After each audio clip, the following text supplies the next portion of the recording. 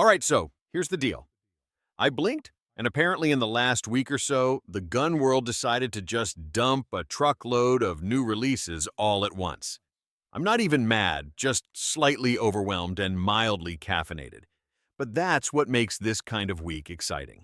You sit down thinking you're just going to talk about one new pistol, and then bam, four rifles, some wacky ear pro, and then something that shoots 500 Smith & Wesson like it's no big deal. Let's not waste time. You're here for the goods. So let's go through what just landed in our laps, starting with the fresh batch of firepower from Smith & Wesson because they apparently had a few pots boiling at the same time. First up, the M&P 22X. This is their new 22 pistol, and I know what you're thinking. Another M&P in 22. Didn't they already do that? Yes, they did. But this one is a little different. It's not just a rehash, it's more like a remix. Think of it as the DJ Khaled of rimfire pistols. Same base, new flavor, maybe some yelling. This pistol comes with 20-round magazines. That's right, 20. Because apparently we all just agreed that high-capacity 22s are a thing now, and you know what? I'm not complaining. The more the merrier, especially when you're sending little 22s downrange like confetti. You get 2 mags with it, which feels stingy, but it's still better than 1.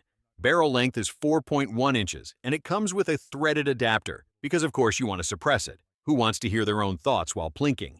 It's hammer-fired internally like their EZ series, and it's got an optic cut. That's becoming standard these days, but still a nice touch. Price $500, MSRP. If they manage to get the trigger right, and I mean really right, this thing could be a home run. Right now, it's sitting in that I might actually buy one category for me.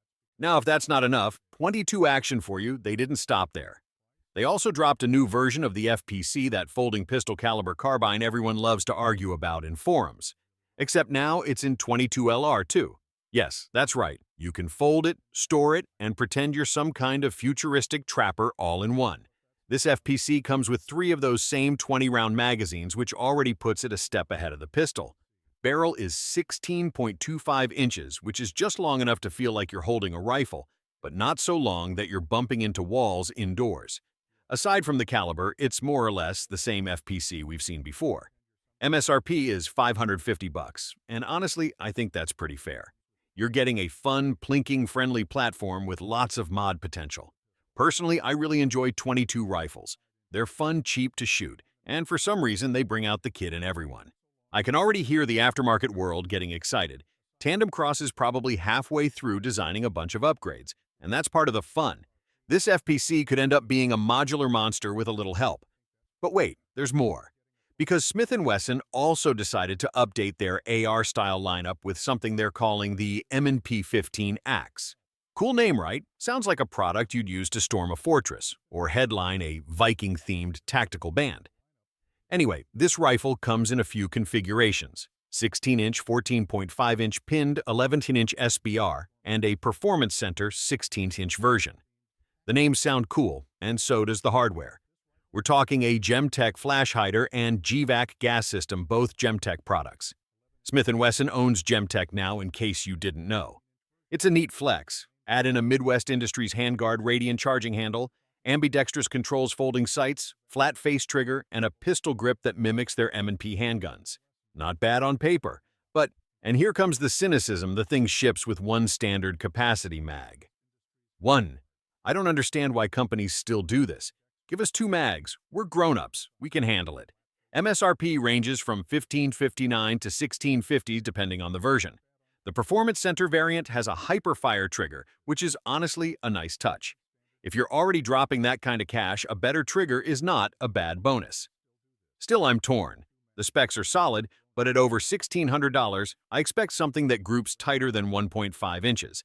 That might sound picky, but that's where I'm at with ARs these days. There are so many out there, I need more than just good enough. That said, some folks will love this out of the box. And to be fair, Smith doesn't really make bad rifles. They just don't always make exciting ones. Speaking of exciting, let's pivot to something a little less common. Bighorn Armory just released a takedown version of their Model 89. This one's chambered in 500 Smith & Wesson because apparently recoil is a myth and your shoulder deserves a challenge. The Model 89 is already a niche rifle, but making it a takedown adds some utility. Barrel's 18 inches with a walnut stock and black finish on the metal. The aesthetic is classic Western, but the cartridge is straight-up beast mode. MSRP around $3,800. Yeah, not exactly budget-friendly. Still, this isn't really a truck gun or a range toy. It's more of an heirloom piece, the kind of rifle you clean after every shot, display in a case, and maybe hand down to your grandkids with a note that says, "Don't shoot this unless you really mean it." That's how I see it. Though to be honest, it might be the perfect tool if the dinosaurs ever come back. Let's shift gears for a moment. Guns are cool, obviously, but the gear that supports them often doesn't get enough spotlight. Fortunately, this week delivered something that caught my attention in a good way. I'm talking about hearing protection. Yeah, I know, not exactly the hottest topic unless you've experienced tinnitus, but stick with me because this one's a little different. There's a new company out there called Auto Ears, and while the name sounds like a rejected Transformers villain, what they're offering is actually kind of smart. These are electronic ear pro units that turn on automatically when you put them on your head, and they shut off when you take them off. I know, right? It's one of those, why didn't anyone do this sooner? Ideas. No more running out your battery because you forgot to hit the tiny little power button on the side while your brain was still adjusting to pre-coffee range sessions. They've got gel ear pads for comfort, and they support Bluetooth, which is great if you're the type who likes to listen to Metallica while zeroing optics, or maybe you're a podcast person. I don't judge. MSRP is around $109, which puts them in that mid-tier category where you hope they actually deliver. According to the info out there, they're already shipping and not just floating around on Kickstarter vaporware fumes. We'll see how they hold up long term, but so far I'm intrigued. At least they do what they claim, which already puts them ahead of half the gear I've tried. Now let's talk about optics. Holosun just dropped a fresh set of red dots under the AEMS name, and they're clearly not messing around. The new AEMS Pro X2 and Core X2 are basically refined versions of their mailbox-style optics, small, rugged, and made for people who don't want their sights to double as a brick on top of their rifle. The Pro X2 includes their signature multi-reticle system, solar backup, and water resistance with an IPX8 rating, which means you could probably dunk it in a puddle and it'll shrug it off like nothing happened. The Core X2 is the simpler sibling, no solar panel, slightly fewer bells and whistles, but still solid. The MSRP ranges from just under $200 to north of $500, depending on which flavor you want. Honestly, they look great. Holosun has been killing it lately in the value department, and this feels like another solid offering for folks who want durable, feature-rich red dots without sacrificing a rent payment. Speaking of things flying fast in controlled directions, it's time for ammo news. Now, I know not everyone gets excited about new shotgun shells, or a fresh take on 308, but trust me, there's some neat stuff in the mix this week. Let's start with Federal. They've released a new 12-gauge load called the Raptor Steel, developed in partnership with Rob Roberts. It's designed to work with his proprietary choke system and features steel shot optimized for tighter patterns. Sounds pretty dialed in if waterfowl hunting is your thing. Personally, I love seeing innovation in shotgun tech. It's easy to forget there's more to shotguns than slugs and birdshot. Fiocchi also joined the party with their Backwoods Hunter line. This one's all copper bullets in 8 different rifle calibers. It's non-toxic, good for hunting in regulated areas, and copper tends to hold together really well on impact. I'm not saying it's going to magically make you a better shot, but at least your ammo won't be part of the problem. Winchester's up next with not one but 2 new loads. First, the Last Call Double Shot, which combines tungsten and steel shot in a hybrid mix. Sounds fancy. They're offering it in both 12 and 20 gauge, which covers most use cases. The idea is to get better downrange pattern density without jacking up the cost too much. I don't know if it'll replace your favorite load, but it's something different. Then there's Magnum Dove, which is a high brass shell mixing 7.5 and 9 shot. Again, pattern density is the name of the game. The concept makes sense though. I'd love to see some real-world testing to back it up. Finally, Black Collar Munitions has entered the chat with a new subsonic 308 load. It uses a 220-grain bullet and is specifically designed to be more affordable than what's currently out there. They're claiming $1 a shot, which for subsonic 308 isn't bad at all. Not exactly plinking cheap, but for suppressed bolt guns, this could be a nice option. Subsonic 308 has its niche, and if this stuff actually groups decently, they might have something here. I'm curious. All right, now let's zoom out and talk about the industry for a second. Kel-Tech, the company best known for wild designs and polarizing opinions, just cut the ribbon on a new facility in Rock Springs, Wyoming. From what I've seen, this place has already been producing some of their PR-57 pistols, but now they've made it official with the ceremonial ribbon-snipping photo op.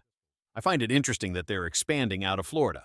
Wyoming's a solid choice gun-friendly state, lower overhead, and it doesn't hurt to spread production around. Some people knock Kel-Tech for their quirky designs or perceived inconsistency, but say what you will, they're trying to arm regular Americans at a price point that doesn't require a second mortgage. I respect that. And really, growth in the industry is something we should all be watching. More factories, more jobs, more competition, that's good for everyone.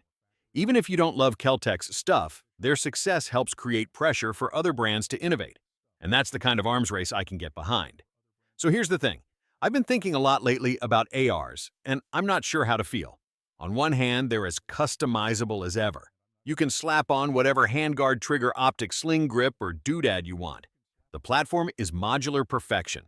On paper, there's never been a better time to buy an AR. The options are endless, and there are rifles for every budget, every use case, every niche. And yet I'm tired. Not tired of ARs exactly, but tired of how samey they all feel lately. Another 16-inch gun with a free-float M-lock rail and a mid-length gas system. Cool. What's different about this one? Oh, it has a slightly lighter bolt carrier and a different logo on the lower groundbreaking. Look, I get it. There are only so many ways to slice the pie, but I just want to be excited again. The last time I saw an AR that genuinely surprised me, it had a side-charging upper and looked like something from a sci-fi prop closet. That one made me smile. But those moments are rare. Most of the time, it's just specs on a spreadsheet. And honestly, at $1,600 or more, I want something that shoots laser beams and hands me a juice box after. Is that too much to ask? Maybe I'm being dramatic. It wouldn't be the first time. I know a lot of you love the steady evolution of the platform, refinements, improvements, tweaks. That's all valid. And for folks getting into the game for the first time, this might be the golden age.